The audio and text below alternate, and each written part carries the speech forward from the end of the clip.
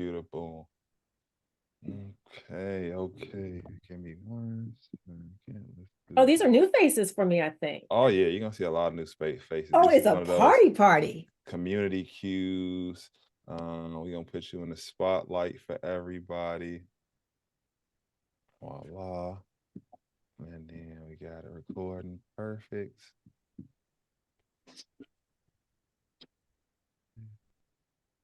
I'm pretty sure we gonna have people come in and we gonna get Okay. to say they questions for the end. But really now this first part, because we preach informational interviews. And so this first part is really all for me. And I'm gonna Okay. pretend like I used to be I was a BDR at one point in my Let's do life. it. And I know you were too. And so I'm just like, Yeah.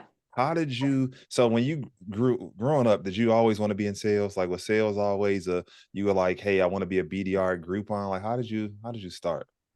Growing up, I wanted to not be poor and I wanted to have some sort of autonomy over my career. Yeah. And one of the quickest ways to change your wealth profile is sales, right? Like that's the one area where they can't hold us back. They could try and there's other forces at work, but the effort can literally elevate your pay. And Yeah. that's why sales is important to me. Yeah. And so did you always know that? Because I feel like, I feel like for me, I worked at Groupon too. We both worked at Groupon and I didn't grow That's a up saying grind. like I want to be a Groupon. I didn't want to sell coupons for a living. So like Yeah. when did it hit you? So for me, when I um when I started my business and I was looking to gain market share, Groupon was one of those avenues. And the representative, I was like, yeah, give away with grooming services. That'll work. And she's like, hold on, tell me about your business model. And she said, if you're paying a percentage to your groomer, we don't want to touch that. You could easily tank your business and eat your profit margins. And it was that exchange and that true interest in my business and in my success that said, when I closed down, well, when I divested and handed off my business, I was like, you know what, I can get down with a company where I can share that way. Hmm. And so I never considered myself a salesperson. I'm a share person. I'm very good at it, but I'm a share person, and that's my approach. Does that Oh make sense? yeah, no, talk nope, it don't make sense. So talk more about what do you mean like you're a share person? Like how do you think about it? I think about it as I can share with you what will be helpful to you. I can share with you the knowledge that I have. And if I share with you appropriately, because when you're sharing, there's a give and take. If I share with you appropriately, I don't have to sell you. Nobody wants to be sold. Nobody enjoys feeling because that brings up like, oh, I got taken advantage of. Oh, they're doing something that benefits them, maybe a little benefit to me. But when you share, when you break bread with someone, when you share your knowledge with someone, that's a positive Yeah. exchange. And when you're sharing with somebody that also has some valuable information, right? That's net positive. So I don't sell, but I will share my ASS off to understand you and to understand how I might be able to help you. Oh, I love that. I love that. And That's so, I mean, that's I the feel how. like you're saying that. Are you saying that now just because you are a senior program manager and leadership at HubSpot, or or is that the approach if you know, can you take that approach as Wow. a BDR? I absolutely did. And I every day I would fight because they would say, give me your sales quota. And I was very superstitious, like a lot of salespeople are. Like I'd have a number written under my keyboard, but you're not putting it on the board because my self-accountability was so much. But I told from day one, I can't sell. I said it in my interview because I knew from my business, I couldn't sell. My son can sell. I can't sell, but I can share. I can understand you and I could share what I think helps you. And I've always been like that because I never wanted to be a salesperson. I wanted to help the former me, that Yeah. Main Street business owner that potentially was from a marginalized group, that potentially didn't have a lot of capital, that potentially was on food stamps 3 months ago, that had lights cut off 6 months ago, that was picking up dog poop for $8 an hour. Like I wanted to help that person build an empire. Yeah. So I've always been firmly share person. So now how do you communicate that, right? So like I love it, man. You sound polished. And I'm like, yeah, I would share with me all day. But like, so starting out in your career, right? Because a lot of Yeah. the folks that come through rework training, they're like new in their career, they're fresh in their Yeah. career. And a lot of them are kind of like you, where some of them have businesses Yep. and they want to get into sharing, Mm-hmm. But one is a level of intimidation. Like, Yep. man, I'm new to this space, and it's so rework helps a minority population, and so just like Yes. now I'm outnumbered, and so figuring True. out how do you do it, right? Like, how do you if a person wants that, how do you do it? Like, how Well, should I be? but Shelton, they know how to do it, right? When you think about it, when you are walking down the street or you are driving down the street, you're probably not in the same car as everyone else. It's unfamiliar. So you're used to, especially if you own a business, but you are used to selling yourself in some sort of way. Sometimes that is unequal and sometimes it's equal. But you negotiate, you barter, you finagle. Let's be real, especially when we're talking about marginalized communities. Let's really tell the truth, shame the devil. The truth of the matter is we are negotiating from day one. Nothing is being given. We are scrappy, we are scraping, and most of us don't have the finances for if it goes wrong. So you already are selling. The real thing is how you view yourself, because you know the space you're in. You know what motivates you. If you have a business, you know what you are good at. Now, somebody had said to me last time I was in, they had a DJ business, and hopefully they won't mind me using them as an example.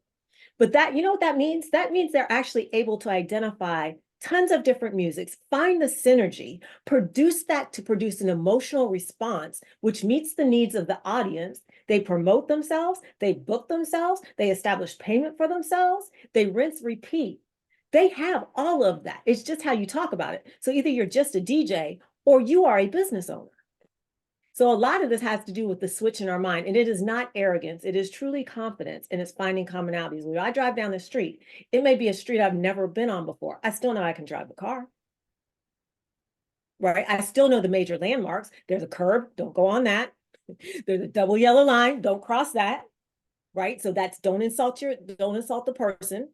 You don't honk your horn all the way while you're driving. That's talk 20% of the time, 20% on the horn, 80% off the horn, right? You know these things. It's just how you make those connections. And I know you know it because you know how to sell. Oh yeah, oh yeah. But man, I'm just like, all right. So I feel like so many people need to hear that, right? I'm glad you said it, right? Because I feel like so many people need to hear it. And so, like, ideally, again, nobody. I hear a lot of like, the YouTubers and the influencers, and they over glorify being a BDR. Is being a BDR easy? There is nothing harder. And there is nothing that prepares you more for any other job you want, including any type of personal relationship. I use the AB close all the time. Babe, do you want to go for seafood or do you want to go for pasta? And let me say what all is left off the list after that. But I truly do. My success, and I did have success. I did not work large deals. I worked quick deals. So my average, I believe, was somewhere around 4 a week, because I was one of the contributors to the team being able to go home early if you hit that close number. I closed quick, and I closed in a way that I could feel that I had made a positive contribution to the business. But let's talk like actual actions. I made $80 a day. I think my average was 76.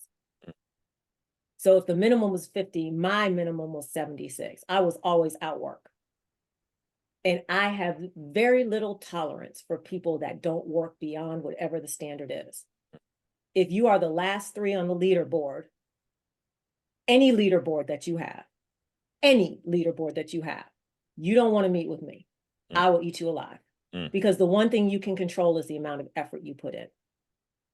So if you don't, this is what I always told people. It takes 500 no's to get to 1 yes.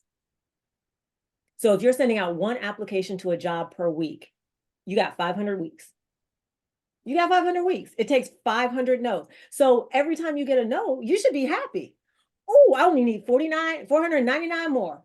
I only need 300 more. You might luck up and get some yeses in between, but that's a gift. So just know you're going to get 500 no's. Anything above that, you're beating the average. Oh, I love that you said that, right? Because I love how you just connected to the BDRO to getting a job. Because I do truly feel like a lot of people come in to job hunting and think like it's just gonna happen automatically. Like the first person that picks up the phone is gonna think Oh, that you are God's green gift to earth and they're gonna just say yes to you and not buy in whatever you sales. say. Uh-uh. Yeah. And if you can't get through if you don't have the gumption, if you don't have the fire, if you don't have the desperation, we could talk real, the Mm. desperation to go through 500 applications to get a sales BDR job, you're not going to do well in the job. That's 80, you talk about, 80 calls a day. That means you could close one contract a week because it's 5 days, 80 calls a day. Let's round it up. That's 100. That's 500 no's in a week. If you're lucky, once you get started, you'll get one close a week. But it's going to take you 500 calls to get to that. Man, that's real. That's real. And I got to go back, right? Because I didn't Okay. introduce you properly. I'm gonna give you the grand. So Dr. V Boykin started as That's me. her own business, but then in 2017 she started as a BDR at Groupon, and I mean quickly worked her way up from BDR in 2017 to October 2018 to sales trainer to senior sales trainer in less than a year. Then she hit sales training manager at Groupon by 2020. Yeah. She left Groupon in 2020 to go to another company as a sales trainer manager. Transitioned from there to now at HubSpot. Started off as a customer training manager, did that for a year. Now she's the senior program manager of global skills and go to market enablement, and then got promoted to the senior program manager of leadership onboarding and talent lead. I'm talking That's true. about a journey. Oh, and that's just the work stuff. We're Oh, not talking about the unsuccessful marriages, which are four, with one successful out of that four. I have a very supportive spouse now. We're not talking about the bachelor's of no degrees in 2017, and then the bachelor of science, the master's of silence, the MBA, and now the DBA, Doctor of Business Administration. And there is no magic to it. Make sure you have the right support systems. Partner, the wrong partner is poison. mm. I'll say that. And nobody gets off the hook because you can be your own wrong partner. You can be your own wrong partner. Okay, come on. Tell us about it. If you're telling yourself the BS, if you're telling yourself the lies, if you're telling yourself you deserve more than what work you've put in, if you're telling yourself you deserve more than what the results are, you're wasting time. Whatever it's supposed to be, it ain't yet. So get to work. get to work. Like it's gonna be hard. It's hard already. If it wasn't hard, you wouldn't have found rework. If things were going great, I guarantee you probably wouldn't be signing up for more training. So it's hard. It's going to be hard. It's the question of how are you going to get out of the hard? How quickly and how much do you want to sit in the hard as opposed to sit in the hard but climbing? Hard but climbing is a great place. It's a great place. Hard That's but what climbing. develops your soul. Hard in and of itself, that's just a pity party. I don't have time for that. Mm. Man, that's I get spitting bars, all right. And so now it's funny because you've climbed, right? And so it feels like from the look of it, like that you came in with the intent that you wanted to go into training and leading teams. Like if that's what it looks like, and maybe I'm wrong. Maybe I'm wrong. Maybe you're like you fell into it, but if you came in with the intent, I would love to know. Like, did you come in with the intent? Right? Well, I came in. Now you're right, Sheldon. Shelton's hardly ever wrong. Y'all better listen. I came in with the intent that I didn't want to rise by myself. I wanted to look, I have a lot of statistics surrounding me that are detrimental to my people being the Black race, detrimental to us. I have a lot of check marks on that column. A lot. Y'all be shocked and rolling over. So I definitely came in with the intention that I owed something to society. I owed something to the culture. That's number one. The second thing I came in with, I've always felt and always seen that education is the quickest creator of equity. Education creates equity. So if I could teach someone or create a space where somebody coming in could do what I'm doing at Groupon as a BDR, if I could create that, that means I have open the door for someone else. That's always felt good to me. If I can get you to understand the why and I can get you to do the motions, right? Then I have helped out with those statistics. So I always came in with that passion. And I've always been so curious that I just assumed other people were and was going to force training on them whether they liked it or not. But did I come in? Now, let me tell the truth though. I did say to a gentleman named Brad who ran training. He came to the Phoenix office at Groupon. Yeah. He came to the Phoenix office. And I said, can I have a moment of your time? He said, sure. I said, I'm going to work for you. He said, well, we have 2 trainers in Phoenix. It's going to be a long drink of water. I said, oh, but I'm so thirsty. Real talk.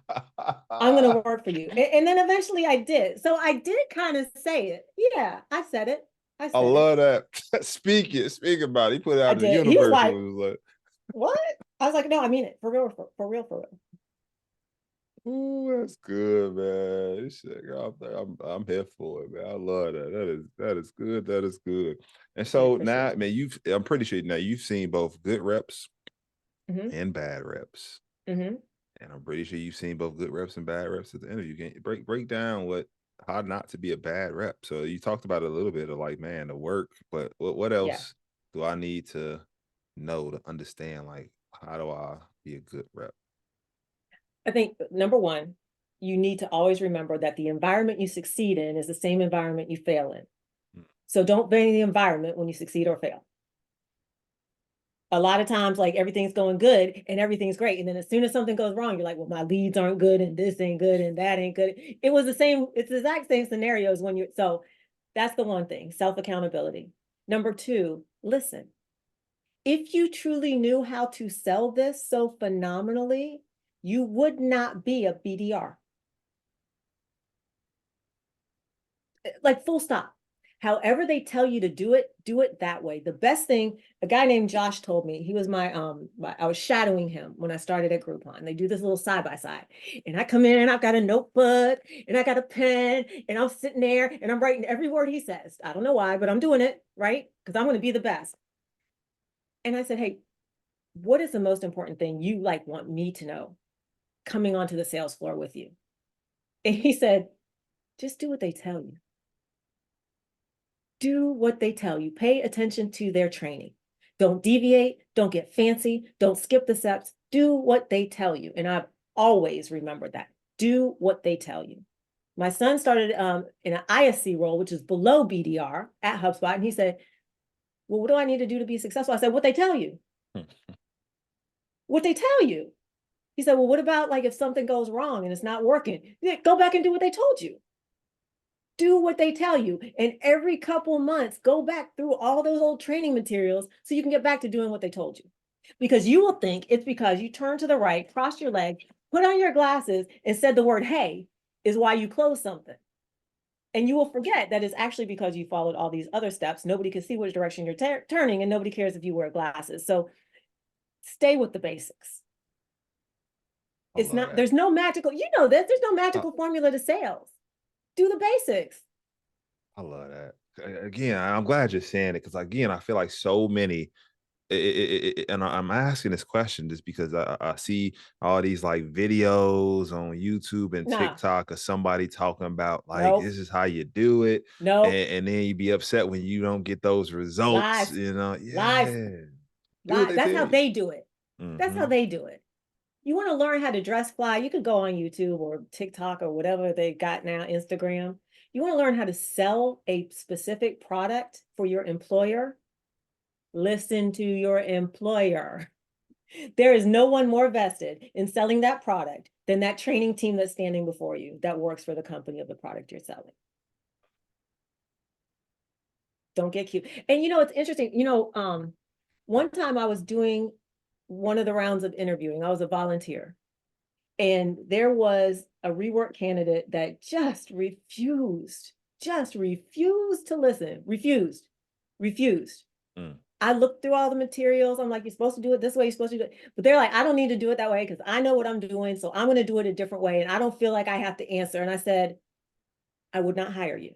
You haven't told me this. You haven't told me this. Well, I've been doing this a long time, so I know what I'm doing. I guarantee if I were to look on their LinkedIn, they're still looking for a job. Because I look like probably 6 months ago, I was like, yeah, that was just really bad. They're still looking for a job. Do what rework tells you. Tell them. They'll be listening sometimes. I'll be like, all right, listen. Listen. Shelton, I'm pretty sure you would lose all your funding in a hot minute if no one was successful coming out of your program. Man, a hot minute. It wouldn't be, it's hot second. It'd be like, oh. So then it was standard reason that you wouldn't put out information that's just crap and not effective, right? That doesn't work, man. It's like, look, do what I tell you. Like, oh, I'll tell you, I love that you said it. Do it. Like, it ain't rocket science. We don't make this rocket science. Like, you ain't got to reinvent. Somebody said you ain't got to reinvent the wheel. No, you don't. And if you did, what are you going to make it? A triangle? Not going to be as effective. So I guarantee there's no one more invested in producing the content that will actually produce results than the person who's directly tied to the revenue that is coming from the results. So don't be silly. Like, listen to your trainers, listen to the people in your program. There's a reason that we do it this way. You don't know the reason because you haven't seen the other side. You're in the middle. So while you're in the middle, which will be your entire sales career, do the work in front of you as it's given to you. The gems. And so now look, I know we have 14 minutes left. And so I promised them if they came, I would open it up and let them ask some questions. And so good. I'm about to I said it so they couldn't take themselves off mute. Now I got to figure out how to undo what I did. And you still can't. Can they raise a hand? Yeah, they could raise their hand, but unmute, allow participants. All right. So if you want to come off mute, if you got a question, would love to hear it. If you got a question, here's the opportunity to get in front of a sales leader. This is what informational interview should look like, y'all. Oh, you just taught somebody something. I love that. Somebody called me out. They was like, do you do informational interviews? I was like, oh, here we go. You want to call me out and think you don't know how to do it. Yeah, listen, okay. Listen. Okay. That used to be my favorite thing when I was training, because some slick new hire would be like, I mean, you're telling us to do this, but it can't even be done. I'd be like, oh, one moment, please. Where's my headset on? I'll take this call. Matter of fact, I'll jump in right now. I'll do it by using the process I'm teaching you. Love it. Gotta do it like that. Cool. Oh, looks like none of y'all got questions. That's impossible. It's an informational interview. There we go, Tiffany. Let me hear what you got. Okay. What you got? Hey, Dr. V. Hey. I had a question about when you mentioned you told them you don't sell, you share. How did you prove that? How did you manage to get that across effectively? And how did that translate to what they wanted? Discovery. For me, the most important part of the sales process is discovery, second to being able to close, which includes negotiations. But it's really, to be real direct about it, just shut up and listen and ask questions that allow people to talk. I always thought of it like, if you were on a really great date with someone, what would they do? They would ask you about you and let you talk about yourself. And then when you said something, when they started to talk, it would be related to what you said was important, right? So the discovery part of a sales process is really like that. So for example, I would say, hey, Tiffany, I was just wondering, it's 2024. I'm not a New Year's resolution person, but what's most important to you this year? Give me your answer, Tiffany, just off the top of your head. I want to be working in something that's successful, that proves that I can do right for my daughter, for my family. And I want to do something that I love. Oh, how old is your daughter? She's 15 months. Oh my goodness, that takes so much time out of your day. I bet if I could give you an hour back, that would be valuable, but I could be wrong. Lady, I am tired. I hear that. Well, I appreciate you sharing that with me. One of the things I'd like to talk with you about, if it's okay, is how one of our workflows could save you not only 1 hour a day, but also your team and your colleagues. So you mentioned you had 5 people on your team. If I could save each of them an hour, that's like 5 hours. There's 4 weeks in a month. That's like 20 hours. It's almost like having an additional part-time person. What would you do if you had an extra 20 hours in a month? I can only imagine. I would first take a nap, and then I would start to be more productive with the rest of it. Yes, I would. I would get some courses done. I would read a book. I would be so much better by the end of that month. You know, Tiffany, correct me if I'm wrong, but I think I heard you say not only would you get the rest, that rest would make you more productive, making that 20 hours maybe seem like 30 to 40 hours. You heard it. That's Oh, exactly right. wow. But based on that, would it be okay for us to keep talking? Definitely. Okay, so I that's am how I do it. into it. Tiffany, she don't even know she in the sales cycle. She didn't recognize that she was in the sales. I love it. But that's sharing. You're sharing Yeah. what matters to you.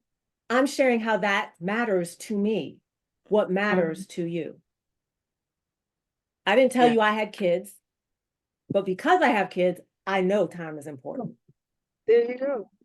So you draw on what you already know. What do we know? We know safety is important to people. We know time is important to people. We know that money is important to people only as it relates to value. Because if you need it, if you get a flat tire, you will buy another tire, whether you value tires or not. Because you have And if somewhere you're to be. stranded on the side of the road, you're buying the first tire that comes along, especially if you don't feel safe. You're on it. So it's about listening. All right, we got 9 minutes left, y'all. Any other questions? Tiffany, great questions. Somebody, who is that? Anderson. Hello, it's Anders. I know it's not a common name, but just what helped you overcome imposter syndrome, if you experienced it at all? I experience it to this day. I kept thinking that the next degree would make me feel fully qualified and capable. And there's no more degrees to get. And there's times I still feel, but like, I think the question really becomes, do you have time to worry about that? I mean, if you're a female, you're walking into situations where you may not feel safe a lot of the times. You still got to go. You still have to walk past the van in the parking lot with blacked out windows to get to your car. You just do it. How much time do you spend thinking about it? I want you all to be safe, but you're thinking about it as you're walking past that van because you got to get to your car. So I feel imposter syndrome all the time. That's why I don't feel qualified to sell things, but I can share with you what I know. And I can find a connection point in every conversation that gives a little bit of me the opportunity to relate to a little bit of you. How much of an imposter can you be when we have commonalities and common ground? But I feel it all the time. It's a lie from the devil, but I feel it. Thank you for sharing your perspective. No, that's very insightful. Yeah, and gosh, if you're a man, and if you're a Black man, imposter syndrome. Can you even have imposter syndrome if they don't want you there to begin with? Not saying that all of them don't, but real talk. You battle this all the time. When you say, "Hey, bud," in the store a little louder, or "So nice to meet you," and your smile's a little brighter, right? It's because you're trying to establish the fact that you're here and you're not a threat. You're not an imposter in this wonderful situation. It's real. That is real. Well, like you said, just gotta go. Man, I ain't walking past the Black man either. I just get to my car, man. We're gonna put my head down, get in the car, turn the ignition and go. Yeah, that's right. Lock the door, take off. Gotta go. Probably gonna go faster now. Like, it's gonna make you go faster. Yes. Dr. Reed, I have another question. I'll admit, I wanted to talk to you before this, so probably that's why I have somebody. But right now, we've been talking about finding companies we love. Did you love Groupon? Do you love HubSpot? Or is it that you love the work or you love the people you work for? How is it that you are finding the spot that you're happy in that space? Is it? I got the question. Thank you so much for that. And I'll also we have one other hand raised. I will say this. I choose to characterize my work in ways that matter to me so they align with my passion. So I am building leadership onboarding, which means if I build this program right, we'll be able to hire more non-traditional candidates because our leadership will be more prepared. Therefore, I am actively participating in an equity play so that other people like me, like my son, like others can have space. What is not to love about that? So we got a hand raised and I know we don't have much time. What is your question, Ms. Wash? Hi, so I just had a question right quick. It's a little off. I just wanted to know, why did you decide to get your doctorate, and how did sales training, if it did at all, help you in your education? Oh, Shelton, can I give the real answer? Go for it. Go for it. We want to You keep it sure? 100. Yeah, keep it 100. I decided to get my doctorate because I had 2 babies' daddies, whether I was married to them or not. I had been on food stamps. I had been a stripper. I have a record, and I needed to fix that. Are they ready for it, Shelton? Are they ready? Man, they ready for it. Look, Tiffany in the car, like, I'm ready. So I have a very low tolerance when it comes to I can't. When it comes to there's a ceiling. When it comes to I can't push through. When it comes to they won't let me. Because I have proof that you can take that walk. And I have no shame. That's not true. Sometimes I do, but I don't. My representative, which is who you see here, because I like to like sit in bed and play puzzles. I'm pretty kind of quiet and nerdy. So my representative is who I allow to come out here. That's another way I manage my imposter syndrome. That answer your question, Ms. Walsh? It does. Thank you. Okay, so y'all can't shock me. I can shock you, but y'all can't shock me. Yeah, as a gift, we're gonna get you a puzzle so that you know. I do puzzles all day. I'm a puzzle person. Like I am. Don't give me that clear puzzle. No, not math. No, literally the puzzle. The Jigsaw. puzzle app. Yeah, jigsaw. Oh, okay, yeah, we got you. Old school, put a puzzle on the table. Let's go. 500-piece puzzle. Puzzles. Oh, love that. Well, look, we appreciate you. We appreciate you so much for all the stuff you do for the rework community. I know you donate your time in more ways than just this. I love rework. Part of the you teach classes, you do interviews, mock interviews. I mean, so we appreciate what you do for rework and what you're doing for HubSpot. The fact that you're like, I got to get leaders ready because they ain't always ready all the time, and so getting them ready is man. They got diversity. They understand inclusion. I'm not being HubSpot specific. HubSpot is more progressive and more on the ball than many. It's belonging. They forget the belonging piece. We show up, they still don't know what to do with us. They still don't know. Man, ain't that the truth? Well, but I'm gonna help them figure it out. Keep it. Look, we gonna help you help them. That's right. We here for it. We got your back. We got your back. Yeah. So please, like, hit me up on LinkedIn. I've never declined a meeting request. I'll never, I want you to work with the mentors you're assigned, but I've never, ever like turned down helping someone that's ready to help themselves. And make them work for it. Don't. I'll be telling them, like, if you think she's gonna respond to that first template of message you send, she's not. She busy. So you gotta show up. And don't play around once you get there, because you're going to have about 6 things you need to do. And I know you can only remember 2. So I'm expecting excellence. Yeah, good. Well, we appreciate you. You got a busy day. We appreciate you. Tiffany, hold on, Shelton, before you end this, Tiffany, do not say, I'm going to send you a message. I am a whole full professional. I am going to send you a message. Tiffany, but I say it with love. We're down. You are very much right. That is my apology. I am using the phone and I am not as effective as I could be on a regular screen. Not a problem. That's called feedback. I will do better. Yes.